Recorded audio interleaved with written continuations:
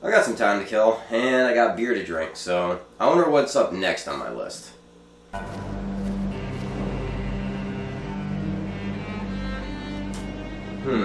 Red Ninja, End of Honor. No, I don't think I have enough beer for this game. On the other hand, the cover art is pretty good, so maybe it's better than I remember. Last time I played this game was around 2008, so I don't remember a lot about it. The setting of this game is in 16th century Japan, and the story revolves around the invention of a Gatling gun. Pun intended. The gun was found to be incredibly devastating in combat, but was found dishonorable by Shingen Takeda, who ordered it to be destroyed. The weapon must be destroyed. Before it can be, the family of the game's hero, Kurenai, are attacked by a rival clan who steal the blueprints and kidnap the engineer, Genbei. They then hang you with a steel wire from a tree and leave you for dead. You're eventually found by a ninja named Chiyome, who takes you in and trains you on how to be a ninja. Cool thing about Kurenai is she uses the steel cable she was hung with as a weapon. It's a subtle story element, but I think it's pretty badass. Chiyome, who you later find out was knocking boots with Takeda, has ordered you to assassinate one of the rival Oda clan's vassals. This is your first assignment, and she uses it to test your skills. So let's dive right in and get off to a running start. Let me start by saying this. I hate anything that overuses dark scale. Whether it's a TV show, or movies, or a video game, if I have to get up and adjust my TV settings just so I can see what's going on, I'm already pissed. I'm gonna go ahead and change the gamma settings in post-production right now, just so you can see, because it's pissing me off while I'm editing it. Imagine having to play the game like that. Making everything too dark doesn't add to the suspense, it doesn't make it scary, it just pisses me off. Some games have gamma settings already in them. Of course, this isn't one of those games. In fact, from in the game, your options are jack and shit. Controller vibration is the only in-game option. What the hell? The only extra control from the main menu is the axis inversion. Why can't you change this during the game? They may as well have made the options menu say, go to Burger King or fuck off. But it probably wouldn't matter anyways, because the controls in this game are abysmal. Let's start with the camera. Wow. They took everything I hate about Super Mario 64 and Death by Degrees camera systems and fully implemented them in this game. While you can control the camera angle with the right stick, you may as well not. The primary failure is a common one. The programmers were paranoid about the player seeing through a wall. See this? This is a wall. You can't see through this shit. In real life, though, I see from the first person, so it'd be more like this. But this is a video game, and it's in a third person. So that means if you want to be able to see what's going on, you gotta be able to see through this shit. So this would be a problem. Some games rectify this by making you or the wall invisible, or by repositioning the camera in a useful place, so that way it doesn't interfere with your ability to play the game. And it's worth pointing out that Call of Duty is a first-person game. The third-person perspective is really more like a bonus feature, and they managed to get it right. Look at that, they named the Good and Plenty sweet and sexy. Did you know that studies have found that women find the smell of Good and Plenty very erotic? I can't imagine why, since they taste like shit. It is just the smell that they find erotic. It has nothing to do with the flavor or anything else. So that gives me an idea. Let's get out the old wrench here and solve this problem. I don't know if any cologne companies have figured this out and started to capitalize on it, but if they haven't, consider this idea copyrighted. I can see it already. Good and Plenty for men. Ladies. At any rate, there are numerous ways to successfully execute a third-person camera, and almost all games that get this right give the player control. But in Red Ninja, no, this happens. Or this. Or, oh no, not a tight passageway. Oh, those are the worst. Why does it do this? Because every time you're near a wall, the camera goes apeshit and then locks into the worst position it can find. If it would just make you or the walls invisible, you'd be able to play the game properly, but the camera is relentless about being an obstacle. How often do I mention the camera system? It is a serious problem in third-person perspective games. If you can't get the camera to work, your game is doomed. It's that simple. It's okay if I can see through a wall every now and then and see some flaws, just so long as it allows me to fluidly play the game. In addition to a barely free camera, there are also predetermined camera angles from time to time.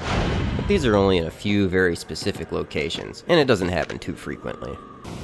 The best way to manipulate the camera is by pressing the R2 button to go into a first-person view and then releasing it. This will set the camera behind you, kind of like Zelda's Z-targeting system.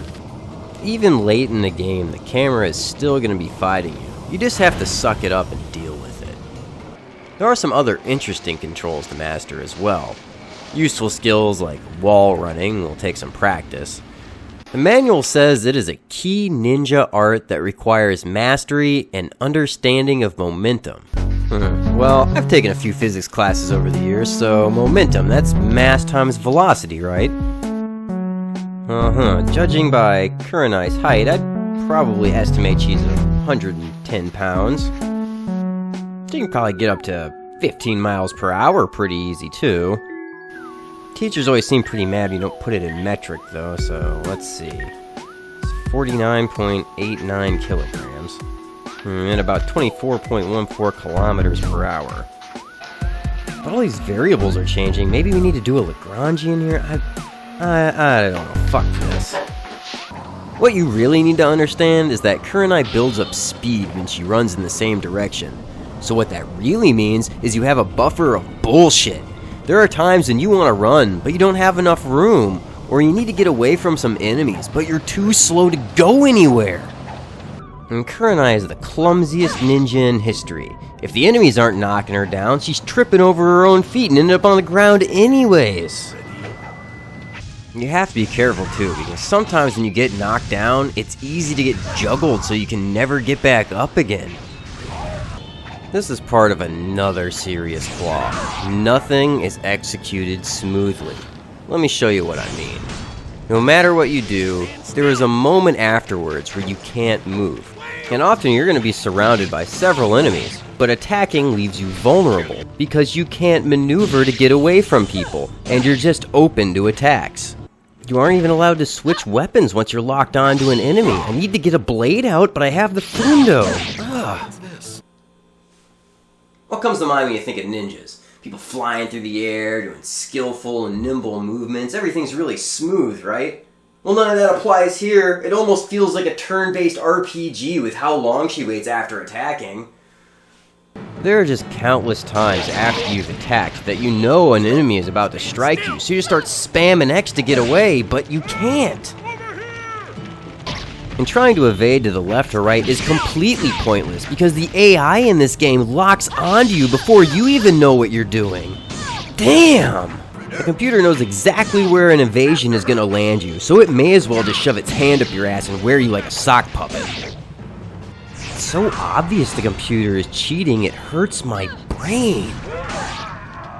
It's also way too easy to alert the guards. You think you're gonna sneak in for an assassination and they respond immediately. Red Ninja feels similar to Manhunt in a lot of ways. You're supposed to assassinate as many people as possible and avoid open combat. But they forgot a few key features.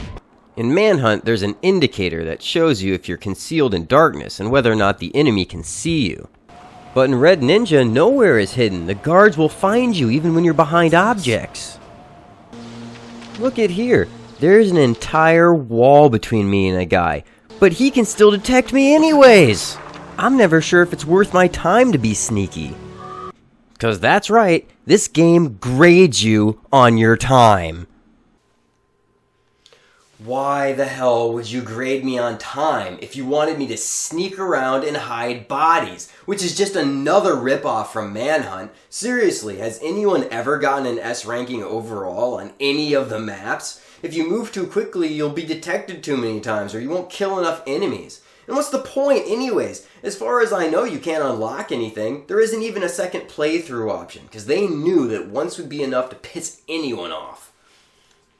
If you have ever known someone who's played through this game before, their resulting therapist probably recommended they talk about this Buddhist temple level. The pain I have from this level is burned into my long-term memory. I feel like this was designed to be some form of torture. Take a look. First of all, it isn't explicitly clear where you need to go. There's a white X in the middle of the room on the map, but that's pretty much useless. Essentially, this is the path you take. You start up here in this corner. Then you're supposed to wall run across this gap, which is certain death below you. Then they want you to run over here and fall through the floor on purpose. Then you have to wall run back across the same wall to get to the place below where you started. Then they want you to hop a gap nervously so that way you can climb across a rope. Then you get to shimmy your way across a maze of bamboo shoots to get to another platform, where you have to then use a hook to climb up to a platform above that one. Then you have to jump and use the hook to swing across another gap. Then the camera starts doing its own thing, so that means go down. Then you look around for this cryptic symbol. Well, maybe I should adjust my gamma settings first. And then you have to crawl your way down to this beam. Then they put a bunch of shit to your left and behind you that's just there to throw you off, but really you need to go over here. Then eventually you get over to this side and you're finally in the corner, but that's still nowhere close to where you need to be. So then you make a bunch of swings across the giant open gap again, so that way it can land you on a platform that would fall apart if you stood on it. Then you get to climb your way through another exhilarating maze of bamboo shoots. Then you find another cryptic symbol that's telling you to jump across this way. Then you get to run your way across more platforms that want to fall apart for standing on them. Whew, that was close. Then if you're smart, you'll beam walk rather than trying to jump over to the next stanchion.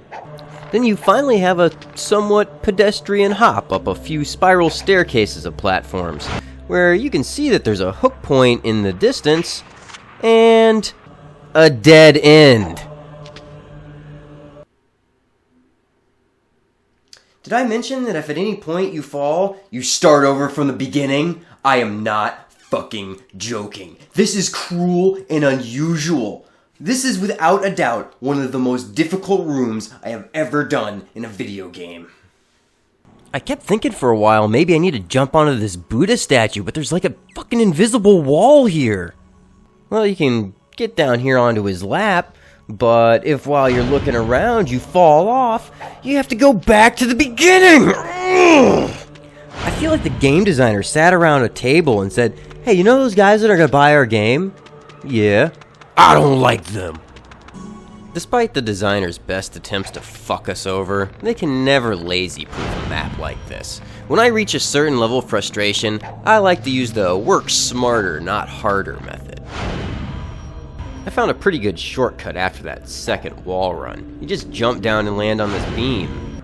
It's kind of precarious to do this, but so is that entire thing! And this gets you to the second group of bamboo shoots, which cuts off at least 2/3 of the bullshit. Yeah, fuck me, huh? Well, fuck you too.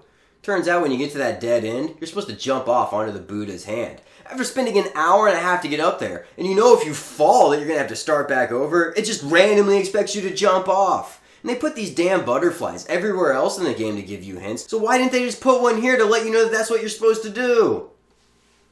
I spent 5 to 10 minutes trying to reach this window because it looked like an exit. It is total unforgiving horseshit.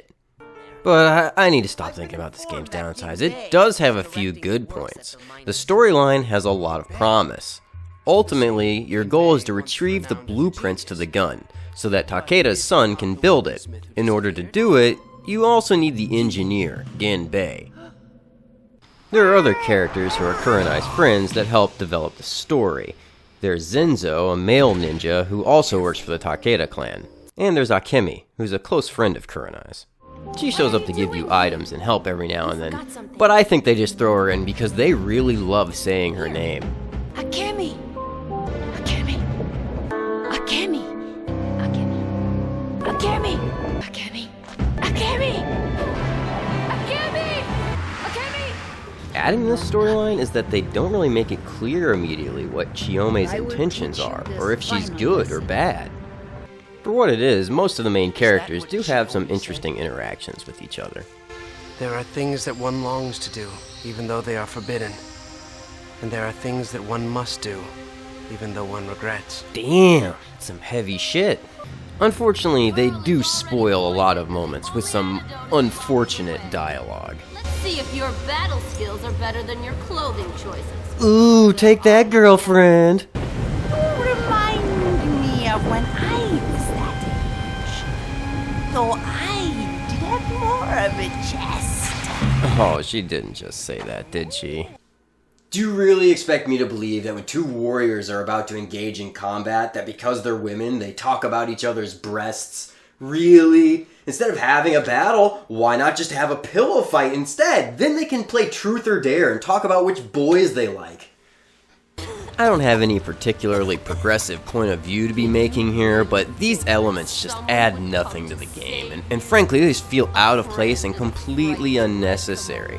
The fact that it's blatantly stereotyping women in a game with a strong female lead is pretty strange too. But when you've seen as much anime as I have over the years, you do get sorta numb to this kind of thing. There are other points of dialogue that just make you scratch your head. That's a ninja suit. You brought it, didn't you? Well, no shit, do you think she just found it behind that tree? The simple fact is that these dialogue points put a stain on an otherwise pretty good story.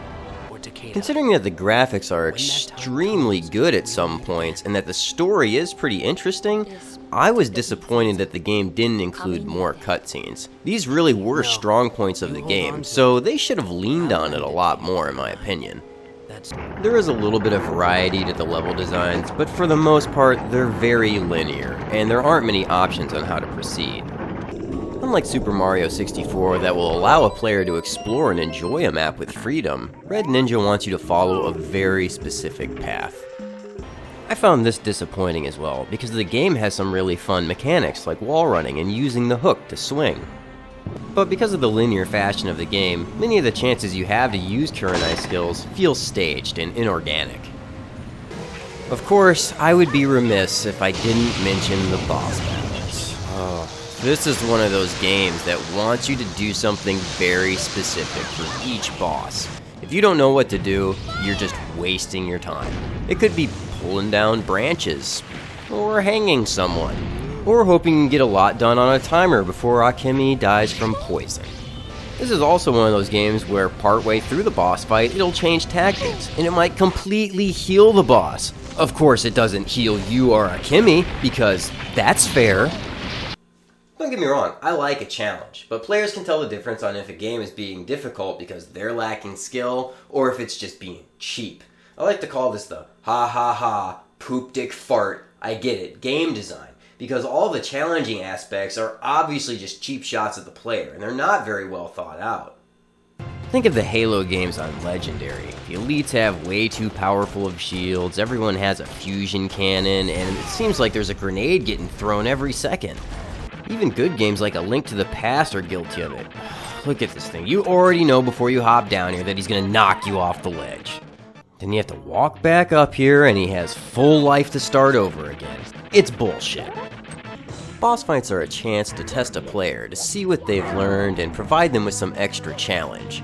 But in games like Red Ninja, boss fights are just an unwelcome obstacle between you and the next save point. The worst part about this game is that it didn't have to be this way. It has a ton of potential to be something good, but it fumbles every chance that it got. The story is pretty interesting, but the dialogue spoiled it. The opportunities to be able to do cool jumping maneuvers and exploring a map is a pretty cool idea, but the controls tank it and the linear story prevents you from having any fun. This isn't the worst game that I've played, but I do have to put it into my lowest tier of games. So do yourself a favor and stay away from Red Ninja. End of honor.